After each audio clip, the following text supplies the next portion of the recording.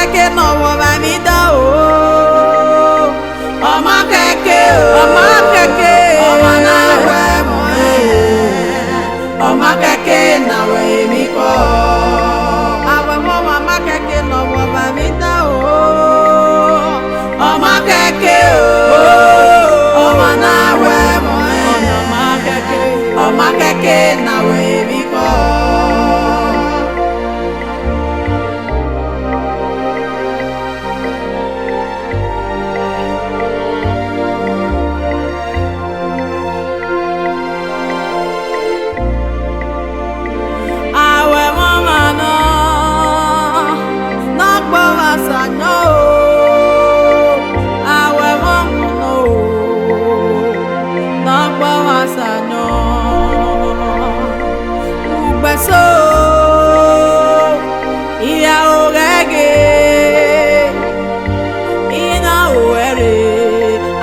So Miami na ti awe mama oponu wewe mo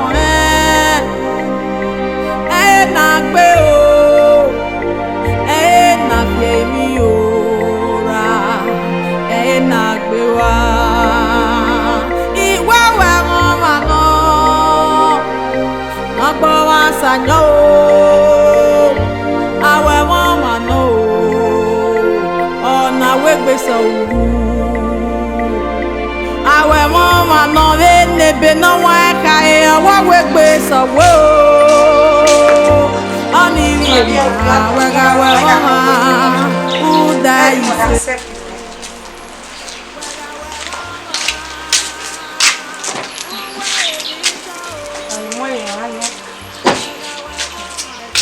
sister dai mo le po yu mo to le o ke wa ri na ba won mẹ́rin gbọ́ rẹ̀ àwọn láàmì lọ́nà yàtọ̀ ọmọ mi ń pa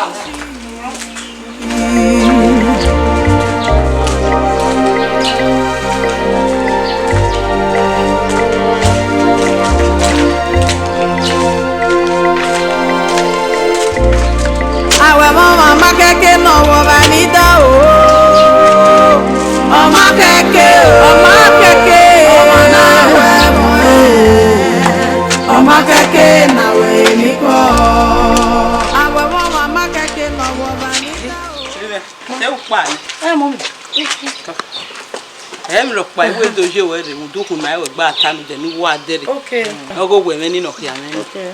La mi yen gu wa ya me ni. Beto we ni we zeye ni. Ko bi. Ko. Ya dere. Ze se no kazi. Ko imo ma be ni ata ma. Wo era me wo ise me. Yen gu wa ya me ni. Ya dere. Ya le pharmacy mi gbera ba. Wa ko. E we me. Okay bon. Ko we. Re. Ade ma yo de. Okay. Na we mi ko. Awe mo mama keke no wo ba mi da o. Ọmọ keke o. Ọmọ na we mo ọmọ keke na we mi. Iye wo ti re. Mo ti we wu de mi school wa ta de wo do foda. E ga e ti we be na ni no wa ihia e. Wo ge ne de ni submit document me your office man. So na woni ti e da weekend. E go say man e ti sister na we yan le ni wa afia. Ma wa woni ko no tun ade na e be na afia na afia.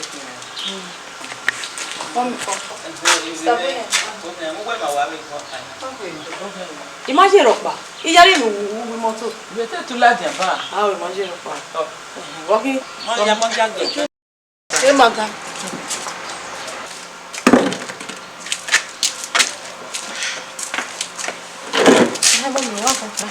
Mi squoghe.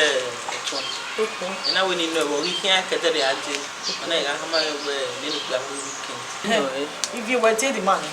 Met here, even no carry naked here, I pe anati. Okay. Mommy. Even if you asu ni the man, you want here. So me a o ni me lele ahia. So that me a wan the man how easy. So go ba won ni we na we get. No na me kina even ahia. Ya kwali go. Ya we ya. You got a problem? No stop, no. Understand? Let you stress. Mama, na, enter Robert. When are we going to go in that dog? Mama, na do not go. Understand? Okay, only me. Okay, make it up. Almost to be a row. Yeah, no. Where you go to mania? You in position. Eva soga kamobo ne wiya wemoe iya do agbe akpamoti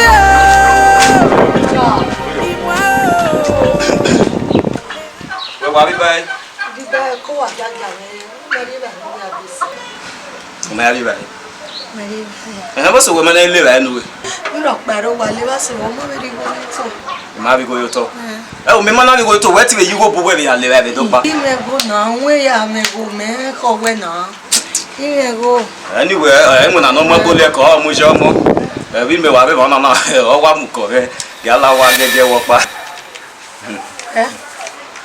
Yala wana geja wo pa. Sugar. Oganiwo. Imorio. I no get power. I don't have power for that. You may even know we are this. Yala wa. I'm going to kill one now. Any name we are now cake party or the cake party. Me na mo na e won me gbe ni mere be we are this. I be ya ko me go ba. Eti oni. La yala wa bi me nwa shop bitani. Sugar, no fee for that one. I don't get that power. No. Ah, who we get was serious we nene me no we ta. Sugar, no fee. I don't have that strength. Yala wa. Go on, back. Give me. Yala. Oh, sugar, give me that. Say me I. I didn't even work out. We now we keep it party. Ya me ne. Yala wa ti ta mo. Yala wa. Na go yeti. Yala wa. Sugar na cho. Wa ja mo ni. Eva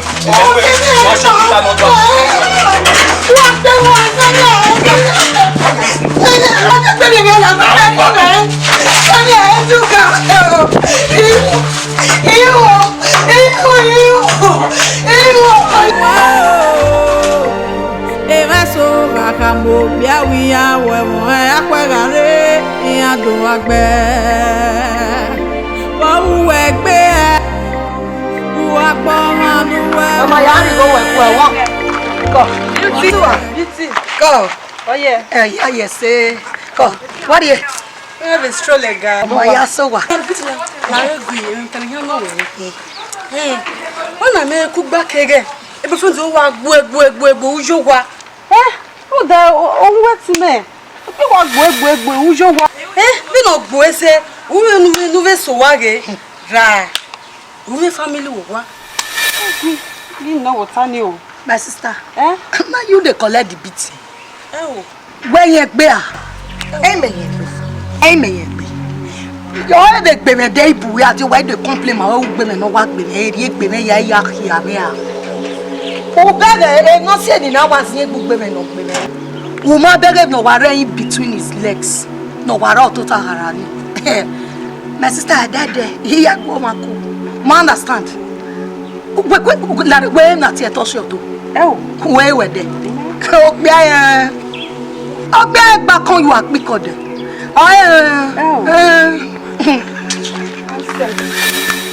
Ola we dad. Salobo. No that back on wa hara. You know be we. O tell you. No that to pe wa la lo we. O pe ma se gbogbo me so wa. Salobo e mo ma si.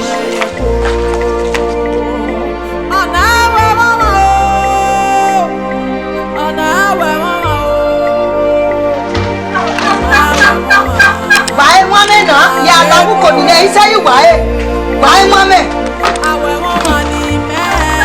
Bare ba o de no kan me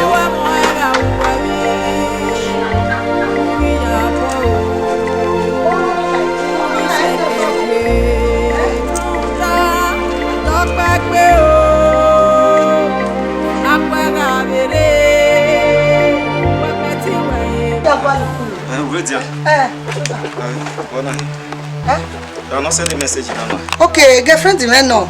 Your girlfriend where? Girlfriend me. So yeah, you boy. I want to send the message. First of all, your girlfriend will send the now what to send the egg. Beauty. I send a message now go. Oh, sugar, we are doing. Who we get nyame go be beauty. Who we get nyame in my own house. I'm not trying. Osuwe, or send the message now no go wa mi egbe hotel. Hey, girlfriend, me o ti o eno. Hey, person you get say dey na here.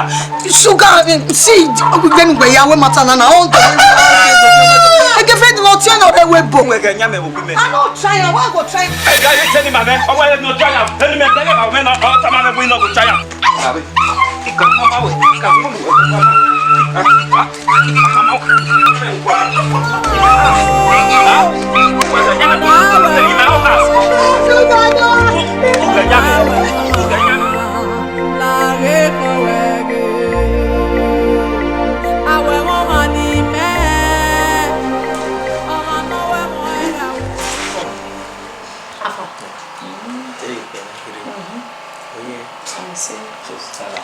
Okay. I can't wait. I'm shy kind of. Ah? What me? If we are more. What can do you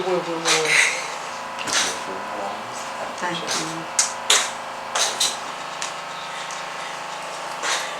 Beautiful. Thank you. You know. Você vai nem camar o Kevin. Okay. We are doing. Koi. Kevin. Yes, ma'am. We need to. Kevin. Yes, ma'am. How are you? Koi. I'm I'm fine. Oh. Yes, ma'am. Koi. Yeah. Mama. Oh. Koi. Oh. Yeah. Get out of here. Yeah, ma'am. Koi. You will need to me. Let's see. Koi. Yes, ma'am. Do you have a Maybe we can have a card. Hey, here's that we have. Watch your watch. Koi. Go. Koi. My pleasure meeting you. Thank you. Koi. Go. Yes, What ma'am. do you have? Hey, potty moto. Kevin Bore. The pot. Mom, you didn't put it. We import her. Yeah, We we are want to go. carry Bore. Yeah. No, we pot. They say we are the pot. Oh. He is funny. Then nigga, we want to not tell me. Everyone was a lot. They say, oh, we. Koi. Oh. Oh, ma. Koi. Yes, ma'am. I'm in there. I'm in this. Yes, in there. Iye pa mi ma mi gbe. Hell yeah. Me Kevin e gboko. Eh, tabeli o. Kevin gboko wele le that when the no ope na nku wa wo ki an. No na wo gboko no sunu boy na we mami o. Iyen gboko. No sunu boy na we mami o. Eh, ta ma video. E la ma gbe mete. O ya le ta ma ke ki ta ma. Mo na wo. Yes, ma'am. Yes, ma'am. Kuma me ngwa je na wa wo me we sajo. We We gbe we so na o. West. Yeah, you promise you were now. Yeah, take good care of her. I love her so much. But when you get up, I quite did with your West. May I like him? Okay, go. What are you? Give you, Yari, roll. Okay, go. Okay, mommy. Come out. Why? How are you? My next come here surprise you. Hey, let's see.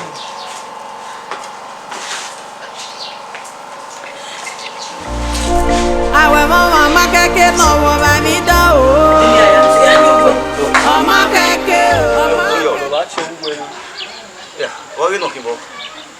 Where is the TV 2000? Where o so ya is the TV 2000. Where is the TV 2000? Ya we advance we ona mi ni una o di that o di o. Yeah, David ni wo dia we. Mara to bo we wa we ni me una ogba. Yeah, vi mi agi una emera ya. We na do agboku any ki wa gbo mi kedu wa fie mi ki wa o ma right na. Me we ma gbon ta. Okay, ni meta na e ma gbon. Ni meta na e ma gbon. E dey gbe ale tutu wa na gbera. Ya we go see that brother e dey beat woman. Go see that brother. Ale do aya o pa ya ri na ba. We afioku emi aya sokpia. Mo ja o we ko we pa abu mi ati wa do tie body. Oh, e ti to ro we ma be do tie bonu e. Owo si o ma kan mo wa gbe ya kan ma gbe. Me no suwe ma na ku we gan do mo no hin gu we gan. Lei. We mo ko bo wa. E ki na bo e girlfriend di me do na yen. E girlfriend we ni e do e. Oh, ami oku no ma. Even e girlfriend me ni egbe so ni e wo wa. The best thing is that you wa yan pase ai. E we do atobo mu fi e mi agboko ya pia. What you understand? I mean no go ta na we e girlfriend di me gbe e o wo e. girlfriend me gbe e me no kan we bugbe na we na do abi panadol ye afira no e wan we na get it wrong tagboku my understand tagboku awa gboku o se ne do na we I think gboku ari e yo wa ta wa gboku dugbe mai ibere ni wa abi ba no azu no we amu we over ni mi azu ba ni mi azu okay na sapolo me no si we ime mana seti guwe gun do manu hin guwe gun me na si we na my vana lele gbe yan ime mana guwe gun do manu hin guwe gun ibere ni wa bi eyan amuda we nínú ìdí hàn we ìwí bẹ̀rẹ̀ ni wa gẹ́gẹ́ ní kebe we ni ya bi yo nu ẹni nu bi àti le gbime na ni gbeme nu tala diabo nu no na se ve no o ma ẹni nu bi àti le gbime na ni wa gbé na ni ye mi àwa fẹ́ kwa i give you a chance o ni ma ba do ahian nu gbe so do aya o pa ya gi me ba me ma la ke gbo ni understand so mi àwa gba mutia me ma understand we o de no ikan we bugbe o ne lo ko ni me gbe na girlfriend me o kan me da o se mo hin o kan me because o sa ba ge mi dan sun ba ni gbe so do fi emi o biere do wu yo na awe me afa gba hin be na ya police gwa we the next ari police pu me do wa we na afa gba hin gbe so do awe mo afes we mo agboku wo la si mo pa me ba ma yo ne ye me nu kai ya ski we go ma we wa ta na we wa kiri bo nu wa wa ko yi se la wo kiri bo su ta bo ya gbogbo o ni ya Nomasokpia yo ya kiri bo ma mi wa ta wo le ni ya hon bo da brother the bituma ko iwi akiri bo Ọmọ keke na we mi ko. Awe mo mama keke no mo ma mi ta o. Ọmọ keke. No, do tu agbe. There we may be no na re ni wa o me bi bedi meeting. we ya o ni ge na E ko okay abe. Mo ke we understand egbe be ma ti ma ami pa ne kan gu egbe De no gbi. iwa mi message no egbe mi message ni e mo so ni Bo se ni ti we ka ma we na we e me ya te sen de ge o ma ya sen de ge wa you. Okay ni na ya na why we ni ya make up for it. ya make up E ko ya me. we wo re ga lo wa Akia wa so bita na ogwa lo menu an ye. La se mi sorry we ya give it to you now Akia ni opa kan so go. Aja e ko si do. Sorry. Àwọn so bita na ogwa lo menu. Je we na la lo me ya ku e. Abi si we mi ni je wa ba Ayi ya ku e. Ọmọ keke na we mi ko. Awe mo mama keke no mo ma mi ta o. Ọmọ keke o. Ọmọ na ọmọ keke. I'm taking you out today. I want to spoil you. Really? I want to spoil. So tell me, where do you want? Anywhere. Baby, yeah, well, ice cream at home. I'm going to Domino Pizza. Let's go there. Okay, you're taking there? I'm taking you there. Remember to get for mom. Okay, I will. And you get okay? Yeah. Yeah. Awe mo na pa wa sa no. Ugbeso iya orege ina owere aru eso maemi na ti awe mo ma oponu wewe mo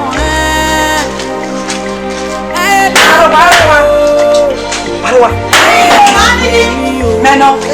Mama. Sister. Mama. What you mean now? Mama. Oya me power. Come for me. Me power get me power. Me power. Una e dogwe a wo no me ga me jote no mo se una ga ti wa do take bo se di o gbo e de we tu ga abi o ka me ko no e na wa we e o ma na wa we una do take boyfriend wo sister na u do take boyfriend ma na ya me power get Okay. ya me power na okay well come on me dale olole ko ko na awu ko na mumbi na aso wa na so wa ya me power ya na so wa na okay so wa gbara na olole ko Ije ma se to di Awo. Je ma ma pe a. Ya ma po were. Ya ma po were. Ma po were. Ma se to le ne. Wa, ole moroko. Ole siga. Ma se to le ne ma. Ma po were. Ya ma po were. Ama here. Ole siga. Mommy, eti e bi o. Ya. Ma po were ke pa. Ya ma po were. Ije ma do mi o ma. Ya ma po were. Na. Ora moroko. Oya. Mother, I want to go now. Bleed. Mommy, public disgrace now. Me No, so why? Imalaka. So what? Public disgrace now. Ije la ma se to ma. Ma se to le. Oya. Ya de gbere. Come. Oya. Sugar, I'm coming back. No. On a viejo. Ije. Mi wa famu e kian ko. O se ke na gede yite. Mo e bero.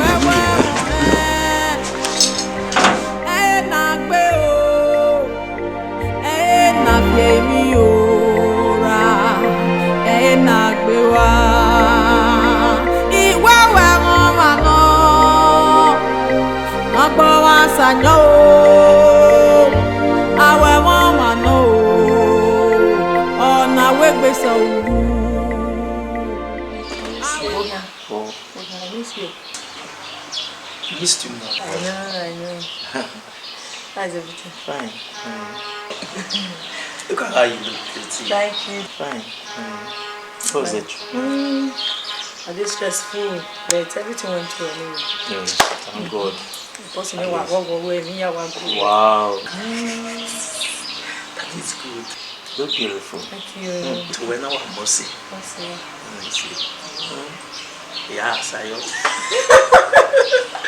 You look beautiful. Thank you.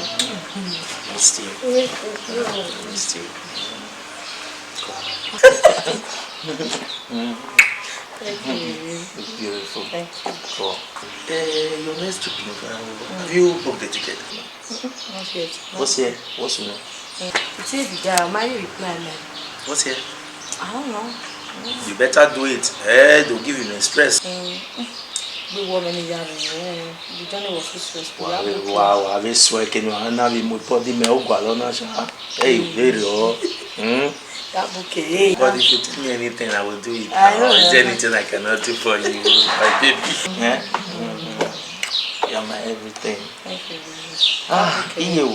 You go. Why am I? Yeah, I want me. Can you come in? Okay.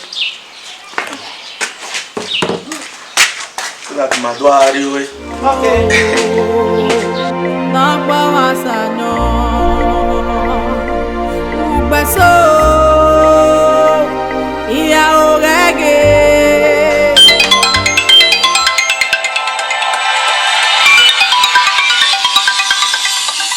My dearest.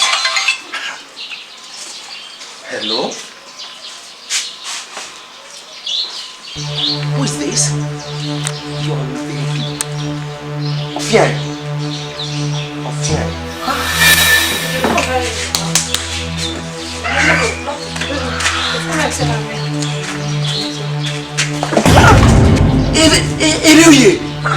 This is how you are.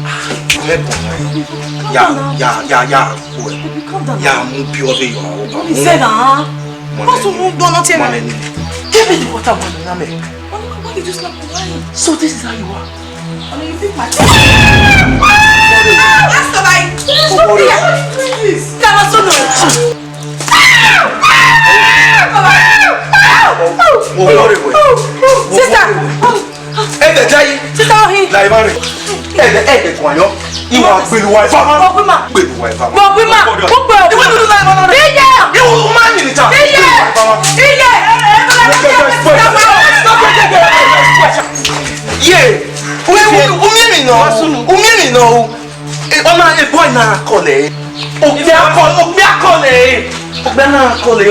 my baby. Imagine aṣawo bie. Aṣawo no. Abi omo no dey. Aṣawo no wo bie. Omo no dey.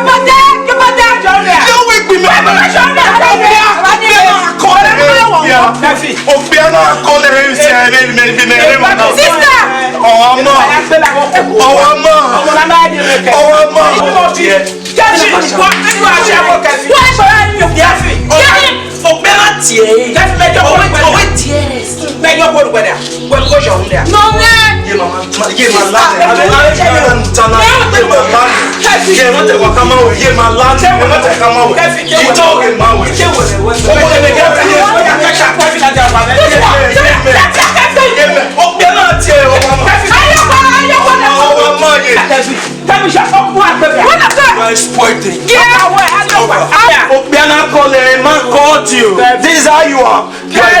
I'll kick you. Yo, baby, you're wrong. I'm interested in you. I don't know this is how you are. We all know I'm done for you.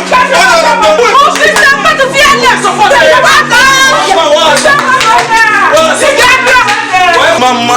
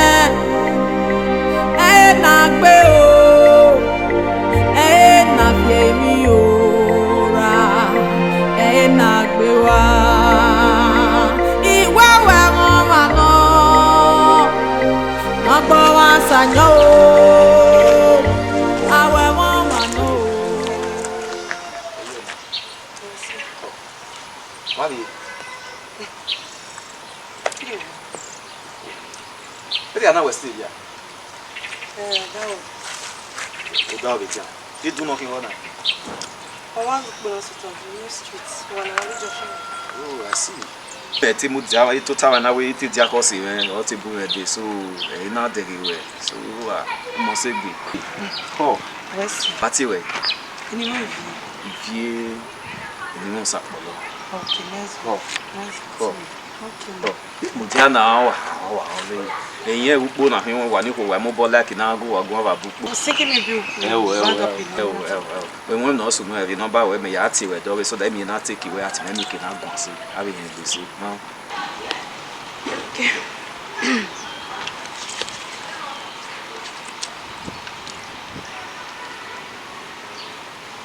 Vivier. Vivier we ja. Take it. The man call. Call. Baba you. Ya ati we. Sapono. Uve mu.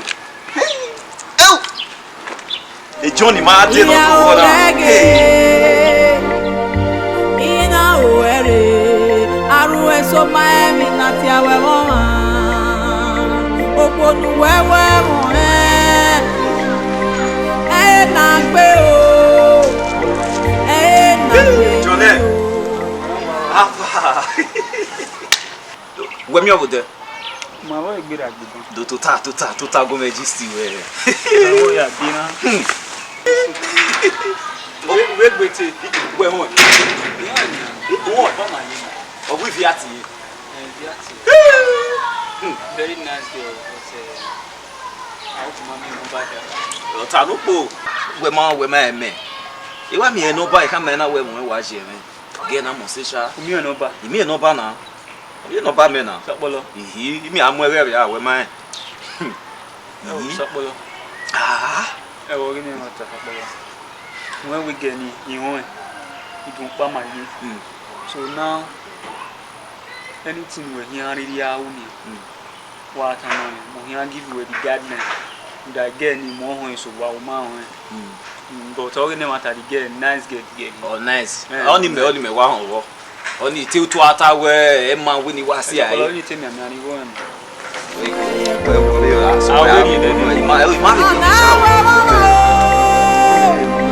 I